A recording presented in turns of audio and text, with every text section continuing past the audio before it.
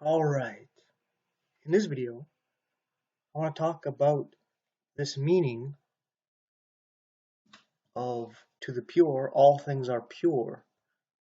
What we read here in Titus chapter 1, verses 15, and just verse 15 here, it says, unto the pure all things are pure, but unto them that are defiled and unbelieving is nothing pure, but even their mind and conscience is defiled. Now, I have to ask you a question here. Are all things pure?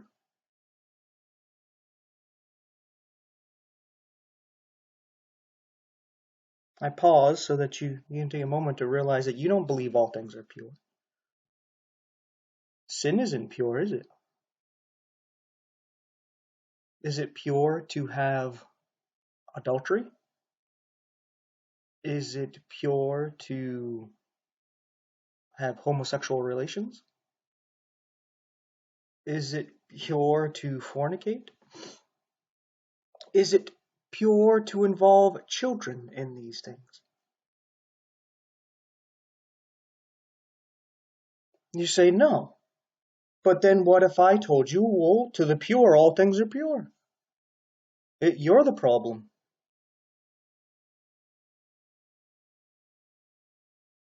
Well, you see, there's obviously a line that everybody draws where they say, oh, past this line, things are not pure.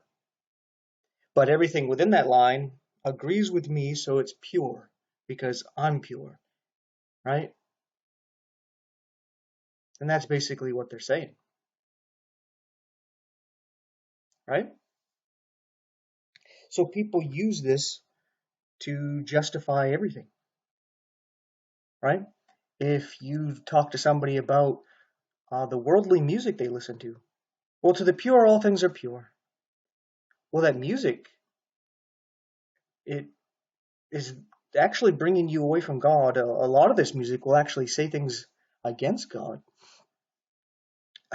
There's this one I hear on the radio out and about there now and then, where I remember this part of the song. I'm going to do my best to sing it, just to, because I don't know the name of the song and I don't know who sings it, but it goes like this: Jesus Christ, deny your maker. And I can't sing, so that's what you got. Probably doesn't ring a bell because I have no talent. But yeah, in the song, it's something that people don't usually pay attention to. But I don't just listen to the beat and the music that it sounds nice. I listen to what they're saying because the people give you the beats so that you would listen to what they're saying, right? And in the song, he's singing about what he's singing, but then just passingly, he'll say, Jesus Christ, deny your maker. And I'm like, what? And this song is from, I think, the 90s. So, these kind of things have been there. A lot of these songs now are more blatant, just about selling their soul to Satan and being about exalting themselves and how they're top dog and everybody else is not, and yeah, and some of these songs they're talking about things, and I understand to the pure all things are pure. So sometimes these songs you can't quite tell what they're saying and what they mean by what they're saying because they're kind of saying it coded. So I understand that somebody who is innocent, that is pure, they don't realize what the person's saying. Kind of an instance, this is on a kind of adult topic here, but I've seen like a meme of a child of a single mother finding one of her toys. And by toy, I hope you know what I mean. And he thinks it's some kind of sword, right? So in that instance, to the pure, all things are pure. He doesn't think anything of it, right? He doesn't understand. But you do understand that once you know what it is, You don't do that with it. You don't want to touch it, right? Because it's not really pure, right? So yeah. So when it's talking to the pure, all things are pure. I see the people that are generally innocent, and they don't really understand how dark and twisted this world is. But if you know how dark and twisted these things are, and you still don't care, just saying, well, to the pure, all things are pure, you're deceiving yourself and you're lying to yourself to justify you partaking in whatever it is you're partaking in, such as the example of worldly music. Because if I were to say, okay, to the pure, all things are pure, well, some of these movies, they are raunchy, they are gory. But you know what? I can use them as teaching moments, right? Like, look at our mortality and how fragile we are, how easy it is for us to die. Like, look at what that guy did to the other guy with a spoon. Look at that. A spoon is all it takes to end your life, right? So I can use it as a teaching moment. Does that mean that, hey, this movie is pure? I'm going to let you decide. I'm not going to sit here and be your conscience. I'm going to say more or less follow your conscience. If your conscience isn't bothering you about getting into certain things, all right, to the pure, all things are pure. I'm not going to fight with you. I'm not going to argue with you. Okay, your conscience don't get to you? All right, I'm not going to beat you over the head about it. But at the same time, if somebody says the same thing to you about something you think is unpure, are you going to do the same thing? Just going to let bygones be bygones? Oh, to the pure, all things are pure, so it's okay that, yeah, I'm watching these movies with a lot of these raunchy stuff in it, and there's these anti-God, anti-Christian things in it, and I'm going to sit here and enjoy it because, I'm learning about it and just something to pass the time. Would you say, okay, to the pure, all things are pure, have fun? Is that how you go about it?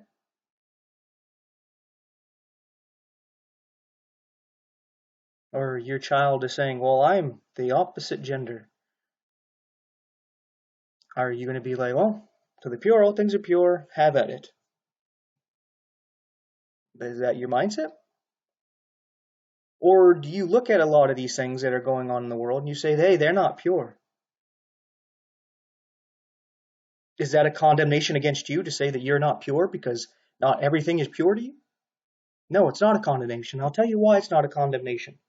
Because we have one verse. One verse. Where other passage that adds to this, that really opens this up to explain that we can just do whatever we want because to the pure all things are pure? There's nothing that says that. And not only that, but the people who use this passage to justify whatever it is they're into. Oh yeah, I teach Santa Claus to my children. Well, it's like, how is Santa Claus not a usurpation of God? Where we have Santa Claus, a play on the name Satan, and instead of you looking at Jesus Christ coming into the world, and he is the gift from God to us, a gift of salvation, of life, and it more abundantly. Instead of that, no. We're going to focus on Santa Claus, a being that is imaginary. So when they grow up and realize that Santa Claus is imaginary, they have a little bit of a doubt about how real Jesus Christ is. So you plant that BS in their head. And this being knows everything. Knows when you're sleeping, knows when you're awake, when you're being good or bad, and he will give you physical gifts or physical punishments based on how good or bad you are. When God's gift during this time is he gives everybody the gift of Jesus Christ, whether you're good or bad. He knows that we are bad, and he still gives us this gift because he loves us, and he wants to save us, even from ourselves. Oh, but to the pure, all things are pure. Okay, so where do you draw the line then? Oh, you're okay with doing all that stuff? All right, well then, what's wrong with the pastor being a female lesbian? What's wrong with that? To the pure, all things are pure. Are you not pure? I mean, if you're pure, then hey, all things to you are pure. Why isn't this pure to you? Oh, because it's sin? It's against God? It actually hinders God and his work? That's strange. So maybe people are taking this out of context. They're misapplying this.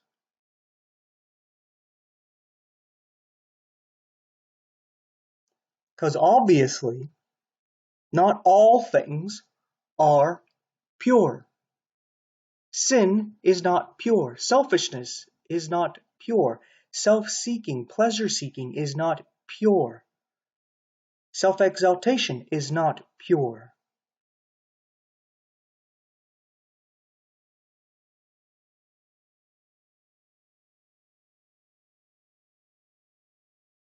So, think about this. Because I see people, they use this all the time. People will talk to them about, like I said, worldly music, movies, video games, pagan holidays, uh, sin in general, and they'll just say, well, to the pure, all things are pure. I was like, okay, all right. So Jesus would do these things? Is that what you're saying? Jesus is okay with them? Like he would do them with you? I mean, if you think he would and you have no conscience about it, all right, have fun. I'm not going to fight you on it, but I'm just going to ask you to think about it, pray about it, really examine yourself. Are you using this to justify doing something that you're not too sure is pure? And that's why you're trying to say, well, to the pure, all things are pure, to try to turn what this thing is that you are attached to into something that it's not? Is that really what's going on here? Or are you truly looking at this as, yeah, there's nothing wrong with this. I can't even see anything wrong with it. And if that's truly how it is, all right, enjoy. But pray about these things.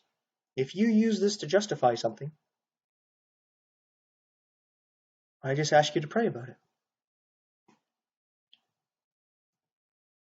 Because I would say all things with moderation, right? To some people, they would say drinking alcohol at all, not pure. And I would say to them, okay, follow your conscience. Don't impose that on everybody else. And then there's people who think, well, you can have a little bit here and there. Even Paul said, hey, have a little bit of wine to help your stomach because of some ailments. And it's like, okay, not going to argue with you there. And then there's some people who think, well, you can just enjoy it as much as you want because to the pure, all things are pure. God gave us these things to enjoy. And I'm like, oh, I can't agree with you on that one because the Bible's pretty much against drunkenness, right? So the first two I can go with. If you think of moderation, I agree with you. Moderation for you. But don't impose that on somebody who doesn't want any at all. And then somebody who's like, no, we shouldn't have any at all. I agree with you too. Just don't impose that on anybody else. But the one who just goes way out there says, oh yeah, we can just enjoy it. To the pure, all things are pure. Okay, then how come you act a fool when you get all into this purity and you embarrass yourself? And then you pass out sometimes embarrassing manners, in an embarrassing manner, and you don't feel all too good the next day. That doesn't sound pure to me at all.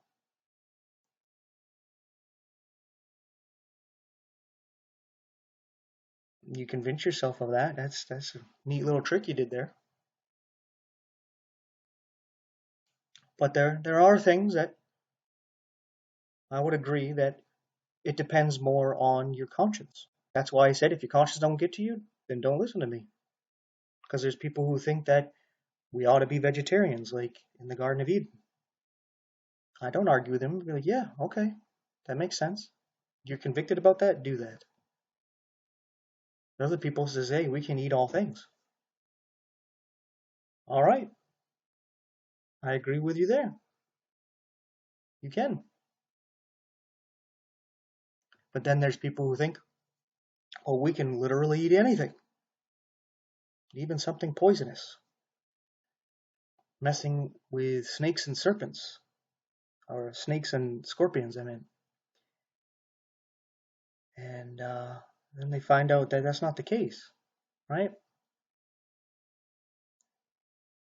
And you realize, hey, there's more meanings to handling snakes and scorpions and not being harmed. We see an example of Paul, where he didn't go around playing with literal snakes and scorpions, but spiritually speaking, just like Jesus, he handled snakes and scorpions. Just like they look at Judas as a scorpion, betraying Jesus with a kiss, because that sting of a scorpion leaves a mark that looks like a puckered up lips, a little kiss, the kiss of death, right? And he's saying when you receive this kind of spiritual attack, you're going to keep going. And then Paul was actually bit by a poisonous viper, and they thought he was going to die. But he just shook the snake off his hand into the fire, and he was unharmed. But you notice that he didn't go looking for trouble and started playing with that. It attacked him, an ambush, and it didn't harm him. So you see, like the context. The context is saying, yes, if something happens to fall upon you, don't worry about it. But just like with Jesus being tempted by the devil saying, hey, God said if you were to just, fall, he would dash your foot on a rock, he would make sure that wouldn't happen. So how about you throw yourself from this temple and he'll catch you? And did Jesus go, yeah, you know what? I'll prove it to you. I'm going to handle these snakes and scorpions and be fine and jump off this pinnacle here to prove to you that I can't be hurt because God's with me. No, he said, don't tempt thy God. Because he's saying, yes, if these things happen to fall upon you, don't worry, God's going to catch you. But if you go run into these things, don't expect God to catch you. Maybe he will, but then again, maybe he won't. So that you learn not to go run off and do these things like some obnoxious fool.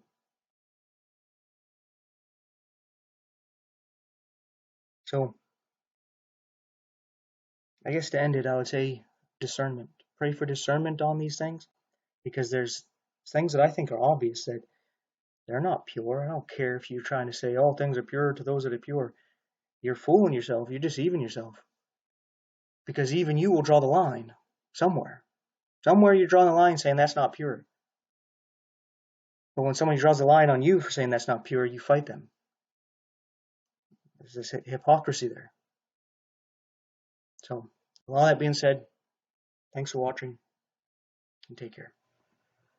Alright, here's the 3 verses that I like to put in all the videos here. Isaiah 34:16, seek ye out the book of the Lord and read, so that Jesus doesn't tell you what he tells the Sadducees here in Matthew 22:29, ye do err, not knowing the scriptures. It's not that you err in error because you don't know the one true church that happens to be your denomination, or that you don't know the fundamental beliefs, or the Nicene Creed, the Apostles' Creed, or whatever creed, or that you don't know the magisterium or the clergy, or you don't know your favorite pastor or priest. That's why you're in error. No, you're in error because you don't know the scriptures. You need the scriptures to test to see whether or not those are correct, whether those are the right traditions, whether those are legitimate clergy, whether that church is actually following God, and whether those creeds line up. Those fundamental beliefs are found in the scriptures. Because knowing the scriptures is knowing God. Like we read here in John 17:3, Jesus says, "And this is life eternal, that they might know thee, the only true God, and Jesus Christ, whom thou hast sent." This is a deep knowing. As Adam knew Eve and she conceived, you need to know God in like manner, so that you may be born again, that his word, his seed, it abides in your heart, where you truly believe that Jesus Christ is God in the flesh, that he died in your place and gives you his life in exchange, so that your righteousness, your good and your bad, your life, past, present, and future, died 2,000 years ago. Your life is his. He can do what he wants with it. He puts it to death, and he gives you his life in exchange, his perfect, eternal life. That's the deep knowing you need to know of God. So, there you go. Do you know him? Do you want to know him? Get to know him. Thanks again for watching. Take care. That fella couldn't join the church. He couldn't join the church. He couldn't get baptized. He couldn't get baptized. He woke up with God. He woke up with the devil. Are you saved? Amen. So that fella didn't take the sacraments. Didn't take the sacraments. Didn't say the rosary. Didn't say the rosary. Didn't tithe. Didn't tithe. He went to heaven. He went to hell. You saved? Didn't keep the law. He didn't keep the law. He broke the commandments. He broke the commandments. He didn't keep the golden rule. He didn't keep the golden rule. He woke up in glory. He woke up in the pit. Are you saved? You're saved. If you're not saved, you're over here or you're over here. You sure ain't in the middle. He said, Lord, remember me, thou comest thy kingdom. And Jesus turned to him and said, Verily I say unto thee, today shalt thou be saved. Just like that. You have been saved? If you ever saved, you were saved like that.